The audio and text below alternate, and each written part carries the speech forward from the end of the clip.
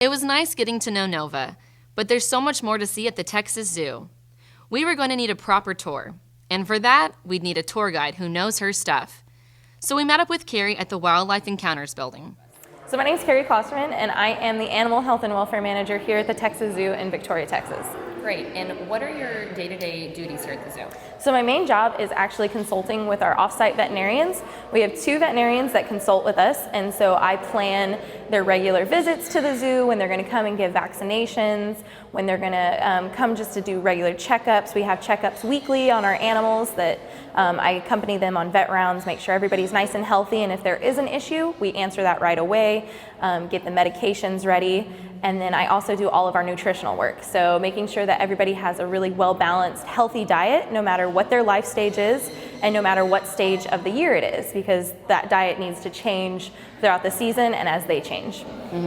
And how long have you been working here? So I've been working here almost 2 years. Almost years, okay. And did your job title change in those 2 years? Yeah, so whenever I actually started as an educator. So that was really awesome because I got to really interact with the public, and I got to really show the public what the zoo is here for, why we do what we do, our conservation work, and the importance of zoos in general.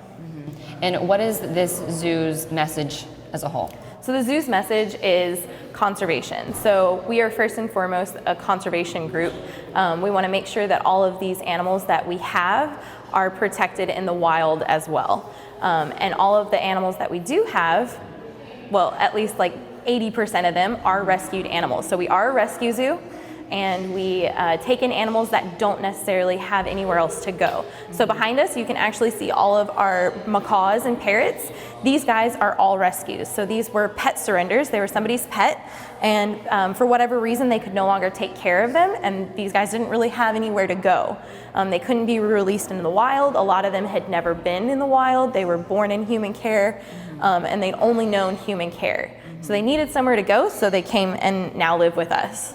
And these birds specifically will never be released into the wild? No, they just would not be able to function as a wild bird. We would have to get them first to their natural habitat, which some of these guys, we have somebody from Africa, we have one from Australia.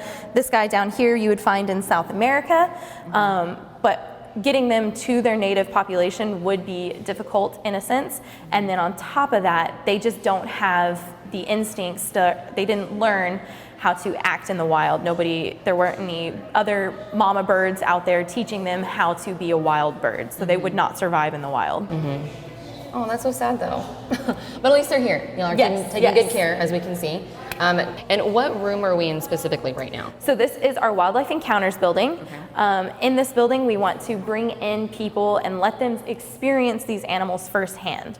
So we lovingly refer to this building as the Web, and it's kind of the central point of the zoo. How many animals do you bring in here on a day-to-day basis? So we have our lynx, our lemur, our skunk, our coati, our ocelot sometimes comes in here. All of those guys will come in for interactions to interact with our guests.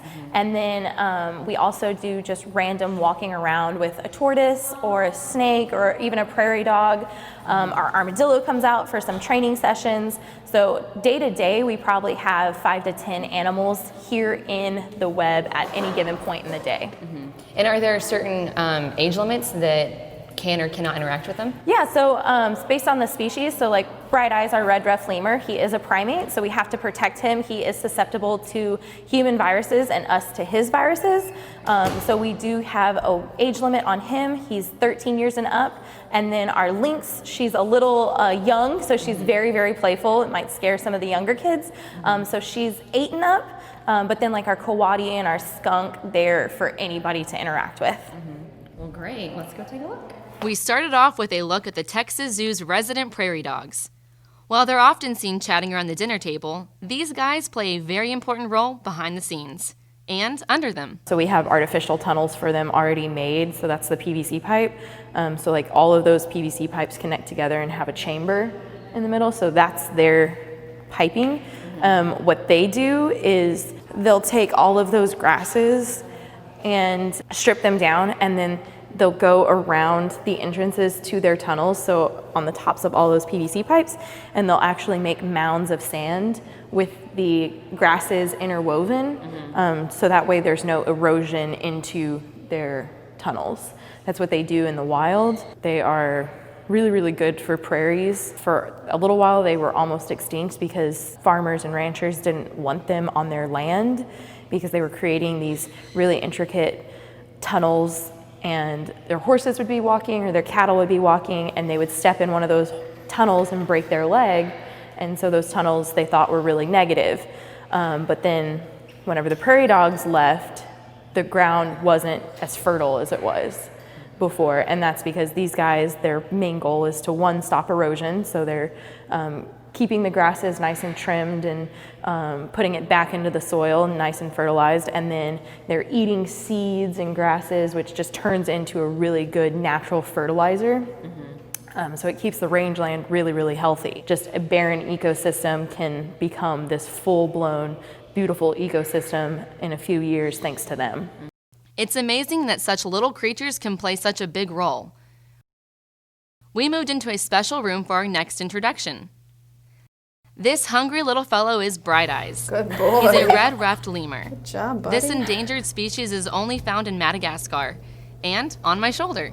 He's so cute. His hands, are they claws, paws? What do you call those things? Because they look like people They're hands. Hands.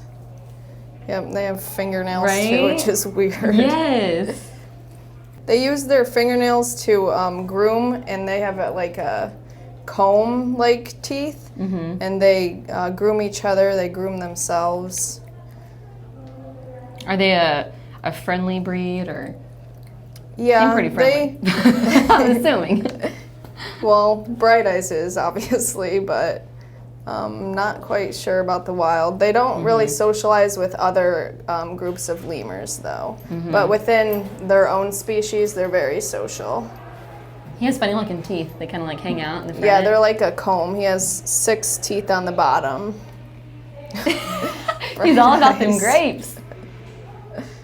What kind of noises do they make? Like howling almost. They're wow. They're the loudest species of lemur.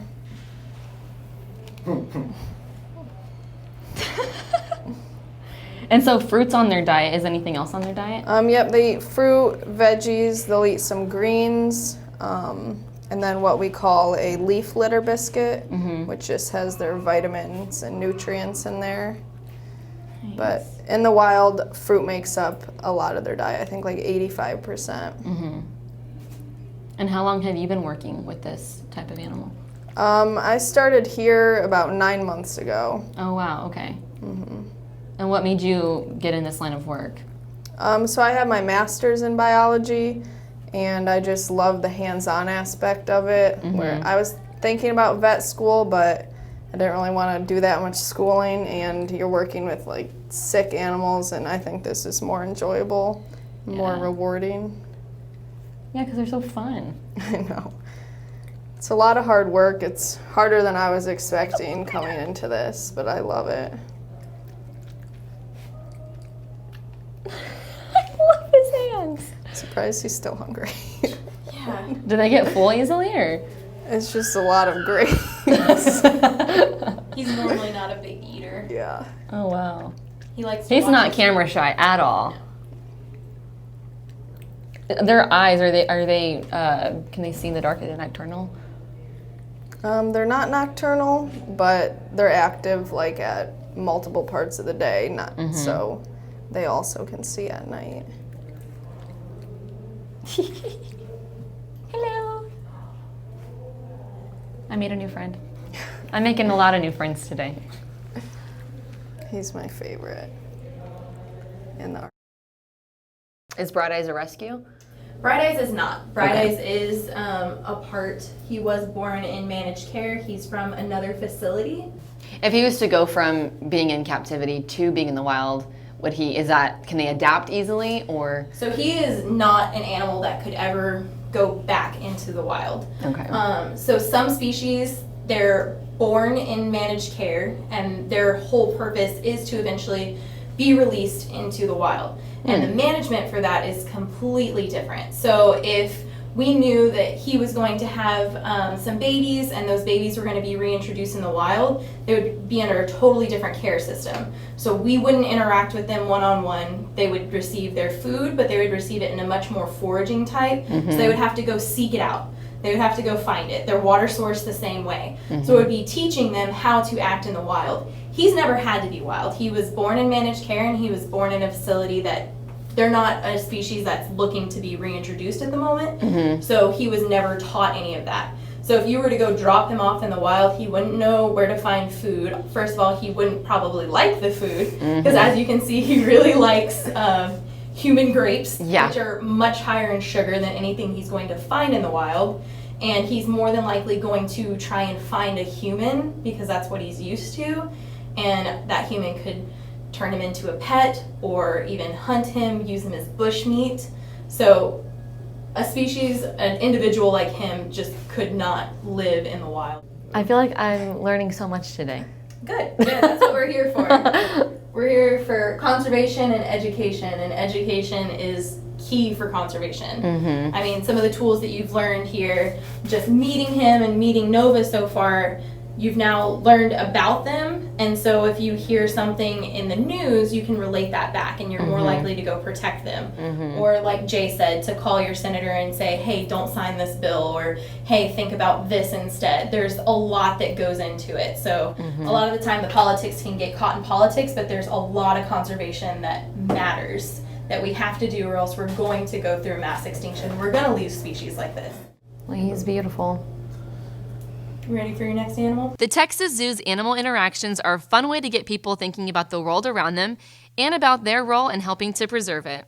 To sign up for your own animal interactions, visit the Texas Zoo website at www.texaszoo.org.